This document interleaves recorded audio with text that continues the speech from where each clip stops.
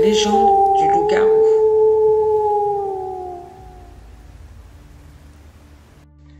C'était à l'époque où on pourchassait les sorcières pour les faire brûler sur le bûcher.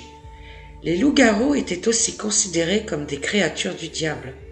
On pensait que ces loups-garous étaient en réalité des sorciers qui avaient le pouvoir de se transformer en bêtes pour goûter à l'ivresse et à la puissance animale et perpétrer des massacres.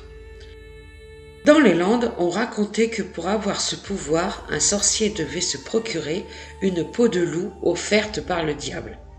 Il devait se rendre à la croisée des 4 chemins et y étendre un drap qui se transformait en peau de bête le jour venu. Malheureusement, si un pauvre homme marchait par mégarde sur ce drap, c'est lui qui se trouvait en sa possession et il était donc frappé par cette terrible malédiction. Il devenait loup-garou la nuit et se réveillait sans aucun souvenir, les mains pleines de sang. Le plus connu de ces sorciers loups-garous est le baron de Seignos. Il s'appelait Eric.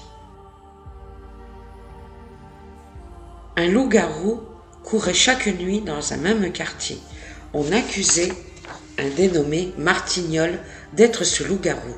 On l'entendait lécher le fond d'une auge près d'une maison. Le propriétaire de cette maison guettait ce loup et il y avait aussi son gendre qui habitait chez lui. Un jour, il dit à son gendre : « Ce soir, il faut attraper ce loup-garou. Tu as placé l'auge dans la grange et quand il sera dedans, tu fermes vite la porte. » Le loup se trouva enfermé, le beau-père arriva avec une chandelle.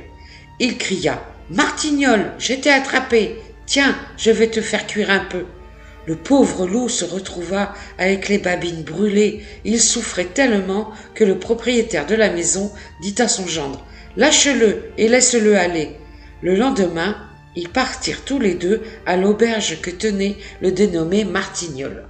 « Bonjour, dirent-ils à la patronne, où est donc le patron ?» La dame répond : « Il est allé garder les brebis, il est malade. » L'autre répond : « Ah tiens, il est malade. » « Oui, dit la patronne, les brebis se sont mises dans les ronces et en allant les retirer, il s'est tout égratigné le visage. » Juste à ce moment, l'homme arriva, le visage tout boursouflé.